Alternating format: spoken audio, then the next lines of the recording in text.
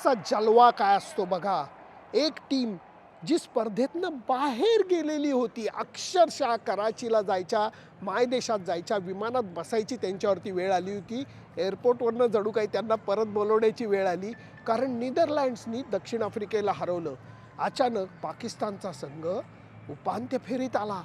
New Zealand विरुद्धचा त्यांचा जो रेकॉर्ड आहे तो खूप चांगला आहे, हे लक्षात घ्या. मी अगोदर सांगितलं होतं 92 सालच्या वर्ल्ड कपमध्ये त्यांनी न्यूझीलंडला हरवलं आहे, 99 सालच्या वर्ल्ड कपमध्ये त्यांनी न्यूझीलंडला हरवलं आहे, 2007च्या वर्ल्ड कपमध्ये T20 वर्ल्ड कपमध्ये त्यांनी न्यूझीलंडला हरवलं होतं. तसाच दणका आता 2022च्या T20 वर्ल्ड कपमध्ये पाकिस्ताननी न्यूझीलंडला दिलेला आहे. सुरुवातीपासनं पाकिस्ताननी आज चांगला खेळ केला हे मान्य करायला लागेल. पहिल्या 6 ओव्हरमध्ये 2 विकेट काढल्या. शाहीनशाह आफ्रिदीने फिनची महत्त्वाची विकेट काढली. त्याच्यानंतर त्यांच्या फिल्डर्सनी आपल्या बॉलर्सना जबरदस्त साथ दिली. त्यामुळे दडपणाचं ओझं हे सातत्याने न्यूझीलंडच्या बॅट्समनवरती वाढतच राहिलं. डेरिल मिचेल आणि केन विल्यमसननी कौशल्यपणाला लावून चांगली भागीदारी केली आणि एक धावफलक उभारायचा प्रयत्न केला.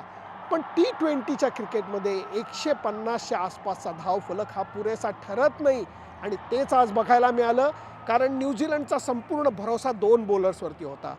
ट्रेंट बोल्ट, टीम सौदी जे सुरुवातीला विकेट काढतात, आज त्यांना ते जमलं नाही. थोडंसं लक जे होतं ते बाबर आझमच्या बाजूनी होतं. शून्यावरती त्याचा कठीण झेल सुटला आणि त्याच्यानंतर बाबर आझम आणि मोहम्मद रिजवाननी शतकी भागीदारी करताना केलेली बॅटिंग ही भन्नाट होती. त्याच्यानंतर पाकिस्तानच्या हातात जी पकड आली ते सोडणं शक्यच नव्हतं. 36,000 37,000 पाकिस्तानी प्रेक्षकांनी त्याचा पुरेपूर आनंद घेतला.